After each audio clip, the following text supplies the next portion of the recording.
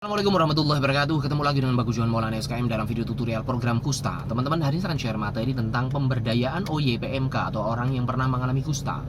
OYPMK itu ada dua golongan. Yang pertama adalah orang yang sedang menjalani pengobatan, yang sedang minum obat.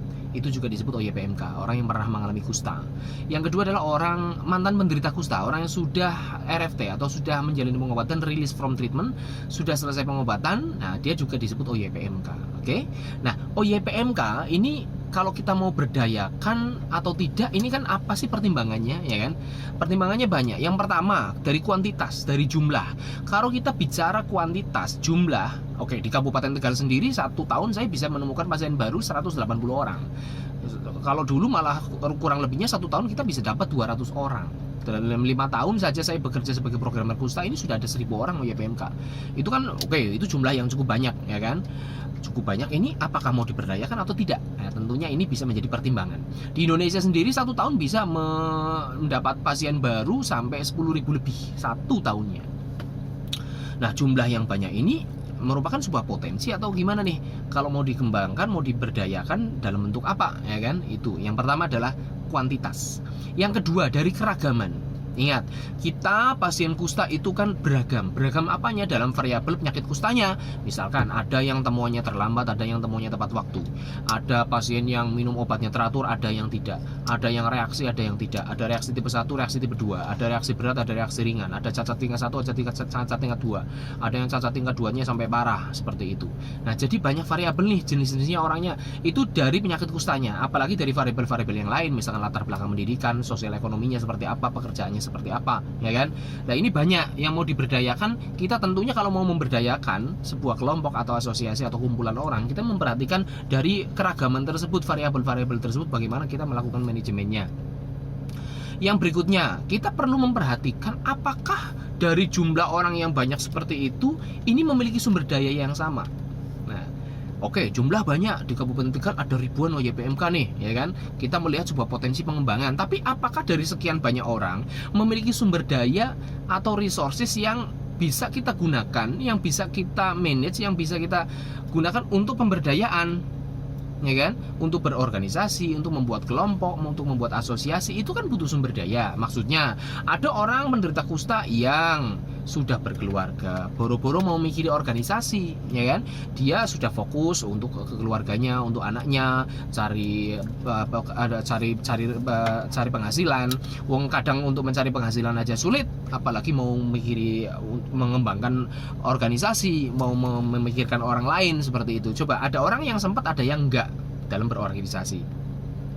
Sumber daya misalkan tingkat pendidikan, mereka misalkan mau diberdayakan, apakah mereka memiliki kualifikasi untuk bisa menjadi anggota dari sebuah organisasi, ya kan? Misalkan butuh kegiatan administrasi, tulis menulis, untuk diskusi dan sebagainya, untuk merancang perencanaan kegiatan dan sebagainya, mereka sanggup enggak? Apakah semuanya ini bisa untuk diajak berorganisasi? Belum tentu, Mas, ya kan? Jadi kalau kita melihat sebuah sekumpulan orang, potensi, nah, satu sisi juga merupakan sebuah beban juga. Bisa potensi, bisa beban, ya kan? Kita melihat OYPMK ini banyak. Oh, ini sebuah potensi ini untuk dikembangkan. Tetapi ini OYPMK yang banyak ini kira-kira berapa persen nih yang bisa kita ajak, yang bisa kita organize untuk menjadi output, ya? Inputnya ada, lalu kita organize menjadi outputnya ada. Keluarannya apa nih? Keluaran yang diharapkan oleh organisasi tersebut tentunya. Belum tentu semuanya bisa diajak, kan seperti itu. Kita melihat sebuah sekumpulan orang OYPMK, kita juga bisa menganggapnya ini sebuah potensi atau sebuah ancaman atau sebuah beban, ya kan? OYPMK banyak. Satu sisi kita melihat, wah, ini kalau diberdayakan bisa jos nih, bisa oke nih. Tetapi satu sisi OYPMK juga sebuah beban, sebuah ancaman. Ancamannya apa? Misalkan dia OYPMK masih bisa terkena reaksi, ya kan? Wah, ini kalau misalkan reaksi terus tidak ditangani secara adekuat, otomatis nanti bisa berisiko timbulnya kecacatan, cacat tingkat 1 kayak cacat tingkat 2, yang akhirnya mempengaruhi kemandirian, status sosial ekonomi, pekerjaannya, ya, dan pendapatan dari orang-orang tersebut juga bisa merupakan sebuah ancaman di masa depannya. Nah, kan, jadi satu sisi kita melihat ada potensi, ada ancaman. Tetapi ancaman ini sebenarnya bukan untuk menakut-nakuti kita bagaimana, justru adanya ancaman ini seharusnya menggerakkan kita untuk memikirkan bagaimana kita mitigasi risiko tersebut. Gimana sih ya biar tidak terancam kecacatan, bagaimana mencegah kecacatan, bagaimana memberdayakan sehingga tidak timbul masalah-masalah yang tadi kita dalam timeline kita sebuah ancaman nanti di depan ada kecacatan, ada misalkan sosial ekonomi yang buruk, adanya pengangguran dan sebagainya. Seharusnya kita bisa melihatnya ke situ kalau kita mau melakukan pemberdayaan seperti itu. Ya, beberapa faktor lain yang buat pertimbangan kita untuk memberdayakan OYPMK adalah apakah semua OYPMK ini siap untuk open status. Itu juga penting, perlu dipertimbangkan. Tidak semua OYPMK itu mentalnya sudah berani untuk open status. Mentalnya sudah berani untuk diketahui bahwa dirinya adalah mantan penderita kusta. Ada yang tetap keep, ada untuk some reason, untuk alasan-alasan tertentu, jangan sampai orang tahu bahwa saya penyakit kusta. Kalau dia gabung dengan organisasi Anda, dalam kelompok Anda, nanti misalkan dipublikasi, nanti ada kamera, masuk berita dan sebagainya, sehingga orang lain tahu bahwa dirinya kusta padahal dia sedang merahasiakan statusnya. Entah rahasia status dari temennya, dari calon mertuanya, dari calon pasangannya, dari bosnya dan sebagainya. Ada banyak hal dan itu kita tidak tahu. Jadi tidak semua orang juga open status, tidak semua orang siap untuk diketahui bahwa dirinya open status, bahwa dirinya mantan penderita kusta. Memang ada yang sudah open, malah dia malah menginspirasi orang dan sebagainya, menjadi peer counselor, tapi kan tidak semuanya. Nah, kalau misalkan mau memberdayakan, resikonya adalah open status, resikonya adalah orang akan tahu bahwa dia penderita kusta. Itu juga menjadi bahan pertimbangan. Yang berikutnya, kalau misalkan mau memberdayakan OYPMK, kita harus melihat tujuannya, utilitas kegunaannya apa. Kita ngumpulin orang untuk kepentingan apa. Jangan sampai hanya untuk formalitas, jangan sampai hanya untuk kumpul-kumpul, yang penting dapat SK bupati, yang penting legalitas, yang penting ada bentuk formalnya dan sebagainya, tapi tanpa tujuan yang jelas, tapi hanya untuk tujuan segelintir orang, untuk politis, ya kan? Nah, kalau mau ngumpulin orang, yang paling baik tujuannya apa ya? Tujuan tiap-tiap anggota itu secara bersama visi misinya apa? Itu yang harus dirumuskan terlebih dahulu. Kumpul mau ngapain? Kalau kumpul hanya misalkan berorganisasi tetapi tidak ada tujuan yang bisa dicapai bersama dan tidak dibutuhkan oleh masing-masing orangnya, untuk apa kita kumpul? Mendingan orang nggak usah kumpul, mending nggak usah berorganisasi, mending cari duit aja sendiri-sendiri untuk keluarganya masing-masing, ya kan? Jadi tujuan ini juga harus dirumuskan di depan dulu. Kegunaannya apa kalau kita mau kumpul seperti itu? Yang berikutnya, kalau misalkan mau memberdayakan ini, kita mau seperti apa nih bentuknya, ruang lingkupnya, levelnya, skalanya. Apakah misalkan mau bikin organisasi, mau bikin perkumpulan, apakah yayasan atau non formal dulu deh, yang penting jalan dulu, seperti itu. Terus ruang lingkupnya mau seperti apa? Apakah levelnya desa, levelnya kecamatan, level wilayah puskesmas, level kabupaten? Itu juga perlu dipertimbangkan. Ada kalanya kumpul level desa itu lebih bermanfaat daripada kumpul level kabupaten, ya kan? Ada beberapa organisasi OYPMK misalkan kayak di Indramayu, itu juga kemarin jadi narasumber, bisa bicara dan sebagainya, ada berapa belasan orang lah seperti itu.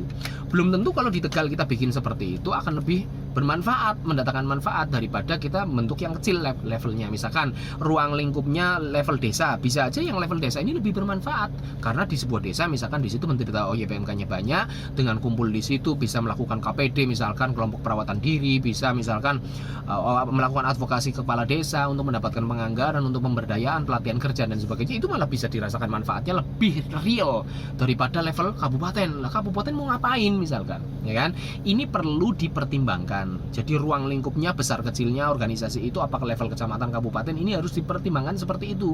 Azas manfaatnya itu apa? Ya, itu. Terus tadi bentuknya, forumnya tadi sudah jelas ya, apakah mau yayasan, apakah mau organisasi apa nih, organisasi masyarakat, perkumpulan. Ya, kalau NGO itu kan berarti ada dua ya, kalau nggak yayasan itu perkumpulan seperti itu. Nah, mau formal atau gimana itu bisa dipertimbangkan sesuai dengan resources yang ada, sesuai dengan sumber daya yang ada, levelnya. Kita mau levelnya mau berangkat dari mana dulu nih? Oh, misalkan mau dalam bentuk kecil-kecilan dulu, levelnya level yang non formal dulu, sambil ngaji-ngaji atau gimana nih? Kalau bentuk kelompoknya kelompok pengajian dulu, atau kelompoknya misalkan kelompok diskusi, atau kelompoknya kelompok literasi OYPMK, atau apa? Bentuknya seperti apa? Ya, kumpulnya kumpul dalam kegiatan apa nih? Seperti itu. Itu juga melihat resources.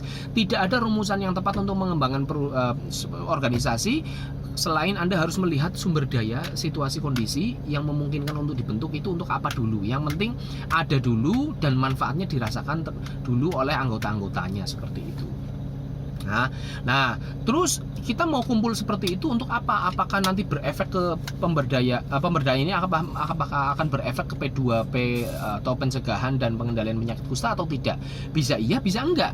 Ya kan? Kita kumpul apakah nanti akan mengimbas ke program pencegahan dan pengendalian kusta atau tidak? Belum tentu bermanfaat, belum tentu bisa sinergi dengan program di dinas kesehatan, atau bisa juga sinergi. Misalkan Anda ya sebagai inisiator atau sebagai founder, Anda mengunjungi ke dinas kesehatan Kabupaten Tegal, coba diskusi sama programmer di dinas kabupaten misalkan. Nah, ngobrol kira-kira perlu nggak sih pembentukan OYPMK di level kecamatan, level kabupaten, level puskesmas. Nah, diskusi dulu coba sama programmer di level kabupaten atau level kecamatan. Kalau misalkan oh iya kayaknya perlu deh, karena untuk mengurangi stigma, misalkan ada beberapa daerah yang stigmanya tinggi, ya di situ berarti membutuhkan peran OYPMK seperti itu. Misalkan untuk mengurangi sebuah gap tentang pendidikan, tentang reaksi, misalkan banyak orang yang tidak tahu reaksi itu apa, setelah RFT terus putus obat sehingga adanya reaksi tidak diketahui, lalu resikonya kecacatan dan sebagainya. Waduh, ini perlu kayaknya dalam bentuknya misalkan grup WhatsApp, dalam bentuknya komunitas secara online seperti itu. Nah, nanti ada masukan-masukan kalau Anda ngobrol sama programmer di level kabupaten seperti itu. Nah, terus misalkan oh ini untuk P2 Kusta, untuk kepentingan program Kusta, ada juga kami sedang membutuhkan peer counselor atau orang OYPMK yang bisa menjadi sebuah sosok, yang bisa tampil, yang bisa memberikan inspirasi kepada orang-orang yang sedang berobat untuk menjalani pengobatan dengan semangat. Kalau misalkan untuk lebih terbuka tentang penyakitnya dan sebagainya, untuk mengurangi stigma dan sebagainya. Nah, siapa tahu dari dinas itu malah membutuhkan sosok seperti itu. Jadi kalau Anda mengusulkan ke sana malah pas gitu loh, sinkron dengan program Kusta yang sedang dijalani di dinas kesehatan. Membutuhkan sosok, kami sedang membutuhkan sosok penderita kusta yang bisa akan dihebatkan, siap untuk di up, untuk dipopulerkan, bahkan seperti itu bisa saja terjadi. Mereka sedang membutuhkan tokoh, Anda malah menawarkan itu malah pas seperti itu. Terus misalkan bisa untuk juga keperluan inklusivitas, atau bagaimana sih komunitas-komunitas yang misalkan kayak komunitas difabel, ya kan, karena bagian dari difabel itu adalah kecacatan karena kusta. Itu membutuhkan inklusivitas atau membaurnya orang-orang difabel kepada orang-orang yang non difabel, masyarakat umum, sehingga bisa diterima. Itu tentunya membutuhkan peran yang banyak, peran yang lebih dari orang-orang yang memiliki difabel. Orang-orang difabel dalam hal ini adalah orang-orang OYPMK ini, kalau misalkan diajak berperan seperti itu, maka penetrasi inklusivitas itu kepada masyarakat umum ini akan lebih lancar daripada tidak ada orang yang mantan menderita kusta langsung gitu kan. Tapi kalau dengan OYPMK-nya langsung berperan, misalkan membaur ke masyarakat, ke kegiatan sosial, kegiatan kemasyarakatan dan sebagainya, mereka akan lebih inklusi. Jadi terserap ke kegiatan sosial, kemasyarakatan, keagamaan, kemasyarakatan, itu semuanya cepat membaur, cepat inklusi seperti itu. Nah, terus misalkan Anda juga bisa menghubungi misalkan pemberdayaan masyarakat seperti Bapermades seperti itu, atau kegiatan-kegiatan dari dinas sosial. Misalkan apa sih yang kira-kira bisa memberdayakan organisasi-organisasi. Jadi sinkron atau sinergi antara program pemerintah dengan Anda ini ada apa enggak nih? Ini perlu kita melihat sebuah potensi-potensi untuk bisa saling klop seperti itu. Misalkan dari dinas sosial menawarkan untuk oh ini ada bantuan sosial untuk orang-orang yang difabel, orang-orang OYPMK. Lah ini kan bisa klop. Misalkan dari ada pelatihan kerja yang bisa diadakan. Oh ini bisa nih klop nih. Seiring dengan kebutuhan organisasi Anda, OYPMK, karena di situ misalkan banyak yang difabel sehingga membutuhkan pelatihan kerja. Karena orang difabel ngelamar kerja ditolak, ngelamar pasangan hidup juga ditolak, ya kan? akhirnya tidak bisa bekerja, tidak memiliki kesempatan kerja seperti orang-orang yang normal yang tidak difabel seperti itu. Nah ini klop nih, oh kebetulan ini ada pelatihan kerja, sehingga dengan pelatihan kerja ini orang-orang juga passionnya sama, diharapkan bisa klop, akhirnya memiliki keterampilan sehingga bisa mencari rezeki sendiri, bisa mencari berwirausaha dan sebagainya seperti itu potensi-potensi yang ada ya. Tapi sekali lagi tidak ada rumusan yang pas yang saya omongin, harus Anda sesuaikan dengan situasi kondisi yang ada di daerah Anda, OYPMK-nya seperti apa, potensi-potensi organisasi, potensi dari program-program pemerintah seperti apa, itu bisa disinergikan seperti itu. Semoga bisa menginspirasi teman-teman. Kalau misalkan mau membentuk kelompok-kelompok ya silahkan dibentuk, tapi pesan saya kalau yang namanya pemberdayaan sebuah kelompok itu benar-benar jangan hanya cuman formalitas-formalitas, ya kan? Karena ada yang penting formalitas, nah, akhirnya hanya cari pendanaan dengan proposal doang tapi tanpa kegiatan dan sebagainya. No, tapi kita harus memulainya dari kebutuhan individu dan kelompok di OYPMK tersebut. Ini butuhnya untuk apa sehingga benar-benar bisa dimanfaatkan dan kita menumbuhkan kelompok itu benar-benar tumbuh sehingga bisa nanti manfaatnya bisa dirasakan oleh anggota-anggota. Kalau bisa melebar, bidangnya tambah banyak, misalkan tidak hanya pemberdayaan ekonomi tetapi juga bisa misalkan memiliki kemandirian yang lain, terus misalkan bisa membantu dalam pendidikan, misalkan yang putus sekolah, OYPMK anak-anak yang putus sekolah bisa dibantu sekolahnya, ya kan, bisa dibantu permodalan, bisa melebar sebenarnya. Yang namanya bidang di organisasi ini bisa melebar tanpa batas seperti itu. Terima kasih. Assalamualaikum warahmatullahi wabarakatuh.